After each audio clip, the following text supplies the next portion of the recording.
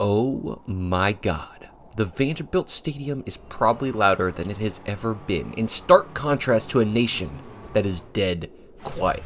We stare at our television sets. Could this really be true? Is this really the greatest upset that I have ever just seen? But the bigger question is, how did we get here? Why is it so big? And most importantly, how the f did Vanderbilt beat Alabama? To start, let me introduce the incumbent, the effervescent Alabama. This is a team that is currently ranked #1 in college football, and they are so dominant that there's really no argument for any other ranking but this. The Jalen Milroe-led offense was nothing but electric, and they had all the tools they needed, with Milroe proving to be a dominant dual threat, holding down a bulk of their ground game when he's not handing it off to a stout running back core. And when he turned to the passing game, man, he had his choice of weapons between the young Ryan Williams, CJ Dupre, and Jeremy Bernard as his prime targets, with plenty of depth to back that up. Oh, and on the defensive side, they were absolutely dominant. I mean, that's what it appears to be on paper. They completely stomped Western Kentucky 63-0. No surprise there for the home opener. Then, facing down the University of South Florida, the score may not paint the fullest picture. South Florida played them hard.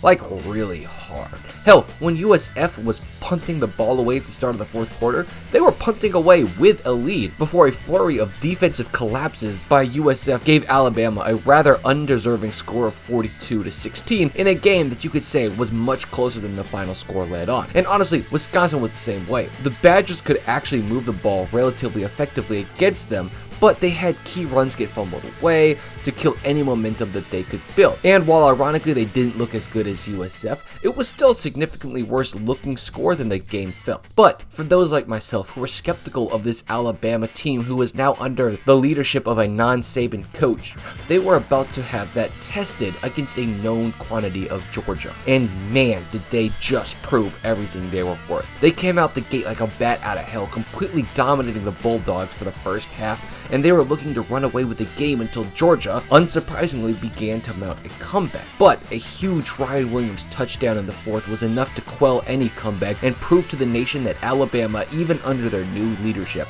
was a huge force to be reckoned with, especially as they were about to move on to Vanderbilt week. Speaking of Vanderbilt, it's going to be hard to properly introduce them, but let me give you my best shot.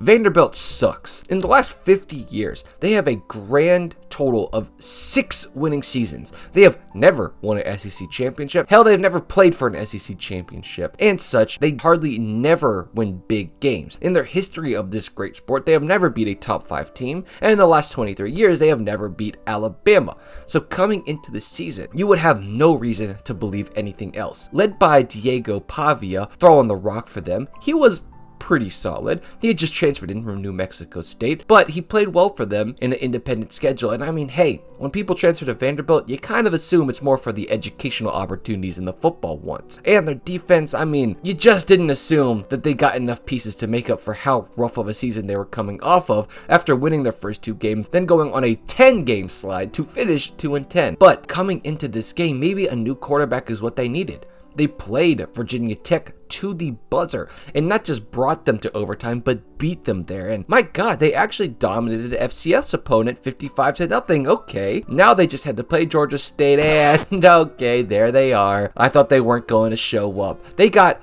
torched by Georgia State for the better part of 4 quarters, and to their credit, they did try to mount a comeback late in the game and bring it within 4 points, but now they'd have to play number 7 ranked Missouri, and I know they were going to play them very hard. 4 incredible quarters of play, going toe-to-toe with the Tigers before taking them to overtime. My God, they scored. Okay, Missouri scores, but hey, you hold them to a field goal, and okay, there it is again. They missed the field goal, but holy cow, that was a lot closer than it should have been. Wait, is Georgia State just really good? What the hell is happening right now? But that's aside the point, because now they're going to have Alabama come into their house, and this matchup was already completely lopsided. Alabama currently had won 63 games and only lost 19 of those. They were on a 23-game win streak in this series, stretching all the way back to 1984, where they would lose by just 9 points. And yeah, the last 3 games, Alabama won with a total score of 144 to Vanderbilt's 3. But the difference this time is that finally somebody actually announcer cursed Alabama. You see, I've referenced the change of leadership down in Tuscaloosa multiple times in this video, and the reason is because the greatest college coach in the history of football, Nick Saban, retired last year. And with his retirement, he took a job at ESPN, where he faithfully talked about how there was only one school in the SEC that was easy to win an away game at, and that was Vanderbilt. And man, as a coach, you never ever want to give teams more of a reason to play with a chip on their shoulder against you. This, however, didn't matter him. He was an announcer, but he still carried a lot of weight, and apparently that lit a hellfire under Vandy. So coming into this game, it was almost a completely ignorable game. Almost everybody knew how this game was going to end. Almost everyone but Vanderbilt. So the Crimson Tide kicks it off to start the show, and immediately the Commodores went to work. Their opening script was just gorgeous. One negative play, but aside from that, the combination of Diego Pavia and Cedric Alexander looked overwhelming for the Crimson Tide defense, pulling off a 10-play, 75-yard scoring drive to get on the board first. But now typically this is where the shoe falls. But Milroe would throw an incompletion, then another one as it gets batted up. Oh my god, it's picked! Vanderbilt has a 2-score lead! This is a fluke, right? Okay, don't get too hyped. It's a fluke. It's a fluke.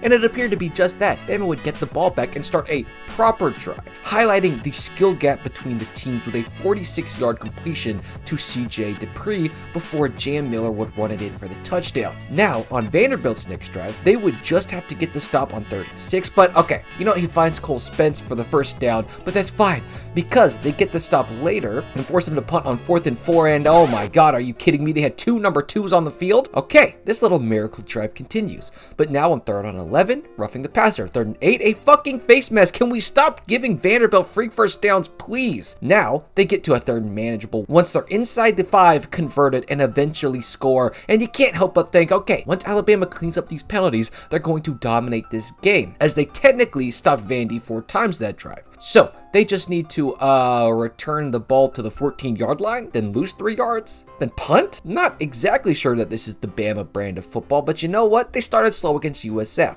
Let's just give them time to settle in. Well, I don't think Vanderbilt got that message. They would once again drive down the field, get into field goal range, and let their kicker get a chance to put some points on the board from 51 yards out, and he nails it. Vanderbilt 23, Alabama 7, with all sides of the ball doing their part. But you know what? Before the half ends, Bama's going to get back on track. A gorgeous 9 plays to cover 83 yards, since they love to pin themselves on kickoffs, to score. Then they stop a nice Vanderbilt drive dead in its tracks to end the half with just a 9-point deficit. And that was a wild case of shooting yourself in the foot for an entire half. I mean, they did so much foot shooting that their shoes probably look closer to Swiss cheese than footwear, but everyone, myself included, just knew that any second the floodgates would open up. And the second half, it felt like it was about to start pouring. They immediately march down the field after a huge kickoff return and exploit their secondary matchups for a nice, clean 5-play, 53-yard drive capped off by a Jalen Milroe touchdown.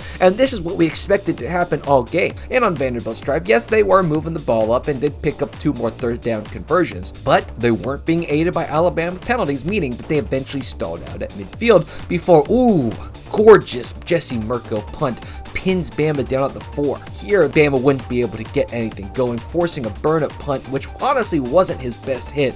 And now Vanderbilt is getting the ball beyond midfield before 3 plays later would set them up with a 4th and 1. They line up to go for it, and it was make or break time. Diego fakes the handoff. He steps back to pass, and he heaves it. Oh my god, Junior Sherrill had his man beat by a step, and this ball was placed perfectly. This play legitimately put Alabama on upset alert, because all of a sudden you knew that Vandy was shooting hot. But like last week, Alabama would immediately throw a pass to Ryan Williams for a 58-yard touchdown to keep them in this game. But unlike last week, this just moved them to within a field goal of Vandy instead of giving them the lead. And the ensuing Vanderbilt drive, they would continue their stretch of dominance. Pavia would find Stowers for a 33-yard pass before a series of runs brought them down to the 16, and Hoskins would bring them in to the end zone.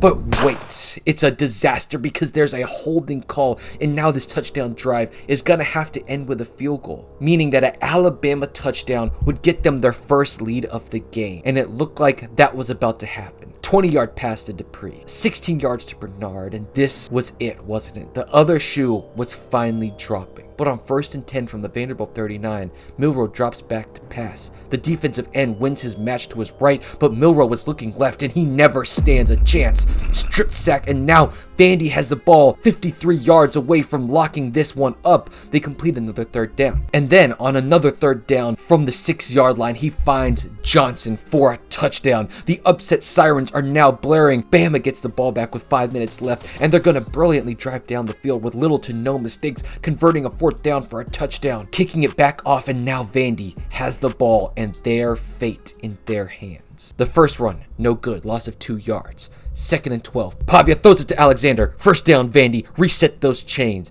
Now they hand it off to Alexander for another 13 yards. Bama needs to get a 1st down stop so they can start calling their timeouts because it's winding down quick. Alexander picks up only 3 yards. Timeout, Bama. Now it's all or nothing. 2nd and 7, game on the line. A single 1st down here immediately ends it. It's a zone read. Pavia keeps it, and he wants it more. He turns the corner, and that is how Vanderbilt pulls off the biggest upset in college football history. God gave me a vision when I was a little kid, and he don't let that, and he promises it's God's timeline.